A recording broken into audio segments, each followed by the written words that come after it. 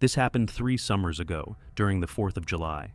I was staying with a friend named Carter, whose family owned a lake house in a small Michigan town. Every year, the town held a huge fireworks show that brought in people from the surrounding counties. Carter hyped it up for weeks, so a few of us made the trip out there, expecting a fun weekend. Grilling, drinking, swimming, and one last good memory before college pulled us all in different directions. The first couple of days were exactly what we hoped for. We swam, stayed up late, and even met a few locals who invited us to a bonfire.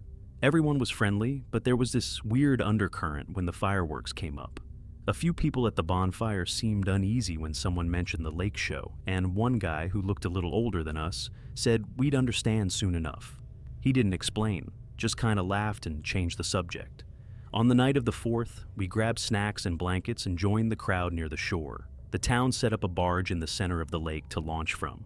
It was an impressive show, big, loud, colorful. But right after the finale, when the last round of bursts lit up the sky in red, white, and blue, something happened that I still can't explain. Everything went silent. And I don't mean the crowd quieted down or people stopped clapping. I mean no sound at all. No insects, no wind through the trees, no murmurs from nearby conversations. Even the water seemed still.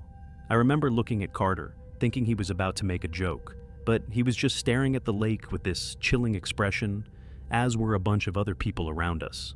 I started to say something, but my voice didn't even sound right in the air. It was like speaking underwater. The air felt heavier.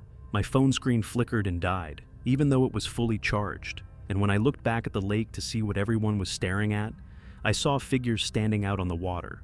Not on a dock or boat, just standing there, perfectly still.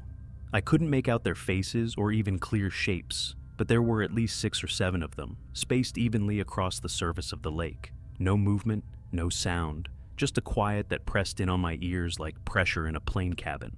I turned to get Carter's attention, but he was already walking backward toward the trees, eyes wide. He didn't even say anything, just motioned for me to follow. We didn't run, not yet. It was more like something in our bodies wouldn't let us make sudden movements. When we made it far enough away from the crowd, all at once, everyone looked at us in sequence. It was like we were in a horror movie. We ran out of there fast. By the time we got back to the house, we were both pale and shaky. We discussed what just happened. One of our friends, Danny, was still by the lake. We tried calling him, but his phone went straight to voicemail. He came to the house a few hours later, but wouldn't say much. He just kept repeating that he never saw them, that he didn't hear the silence, and that he didn't want to talk about it. The next morning, we asked Carter's dad if anything weird ever happened on the 4th. He hesitated before saying the town used to host bigger events by the lake, but attendance had dropped off in recent years. Some families moved away, others just stopped showing up. He said almost like they just disappeared into the air. When we pushed, he brushed it off, saying people like to tell stories around the holidays. Nothing more. But Carter told me something later that stuck with me. A few years back, a kid his age vanished after the fireworks. No one saw him leave, no signs of a struggle, just gone. And each year since, more people seem to leave early, before the show, and disappear after the 4th of July. We don't go back for the 4th anymore, or at least I don't. And I haven't been near a lake after sunset since. Whatever we saw, whatever caused that silence, it didn't feel like something meant for us.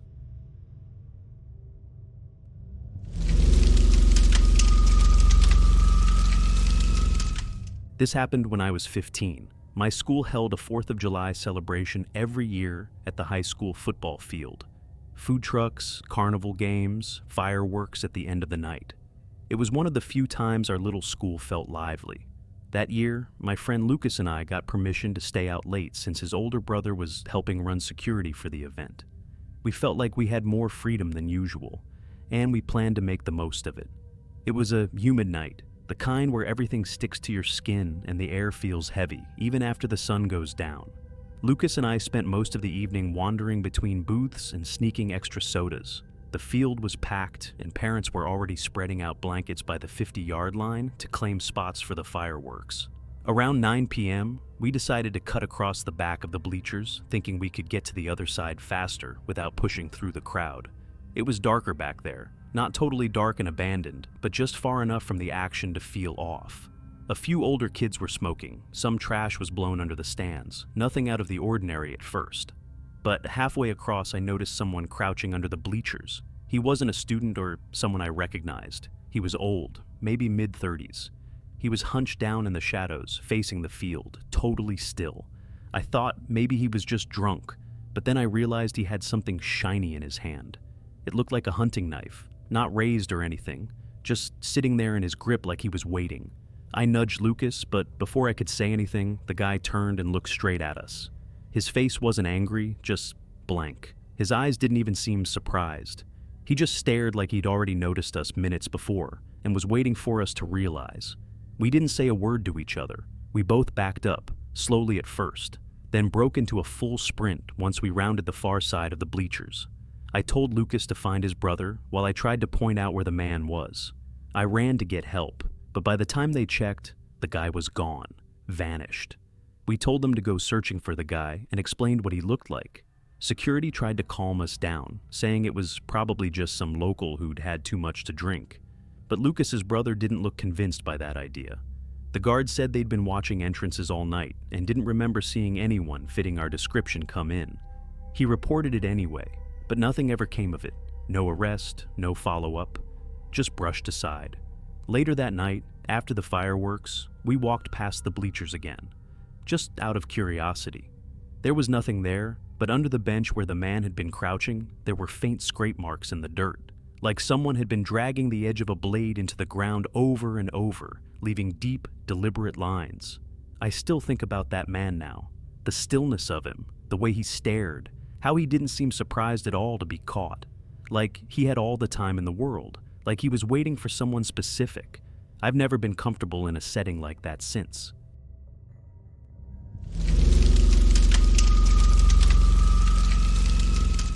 This happened in 2016, during what should have been a fun family getaway.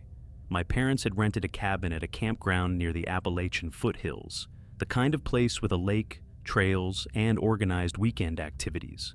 We went for the 4th of July because they were hosting a fireworks show and some kind of American history reenactment.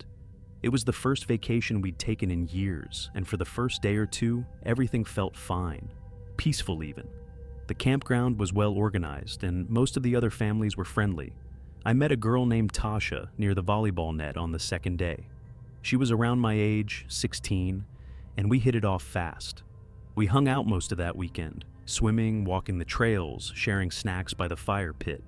It was the kind of temporary friendship you only make on vacation, but it felt solid. She said she and her uncle were staying in one of the smaller cabins near the woods, and when I asked about her parents, she just said they weren't in the picture anymore. I was a nosy kid back then, but I didn't push. On the night of the 4th, most of the campground gathered on the open field near the lake for the fireworks. Families brought blankets, lawn chairs, glow sticks, the usual stuff. Tasha said she was going to sit with her uncle, but might find me after. I looked for her a few times during the show, but never saw her in the crowd. After the finale, people started heading back toward the cabins, the main lodge, or the little fire pits.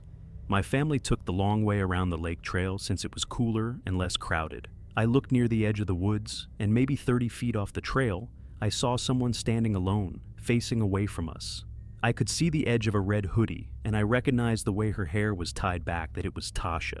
I almost called out, but something stopped me. She was completely still, not texting, not fidgeting, just frozen. Before I could say anything, my mom grabbed my attention to ask for some ketchup for her hot dog. And by the time I turned back, she was gone. Later that night, I walked over to the small cabins near the woods, trying to find her. I knew it was dumb, but I felt the need to see what was wrong with her. I found the one she had pointed to earlier, but it was dark and looked completely empty on the inside. The porch light was off, and it seemed that no one was in there. I knocked but got nothing in return. The next morning, I asked one of the campground staff about her, described her, mentioned the red hoodie, her age, and said she was with her uncle.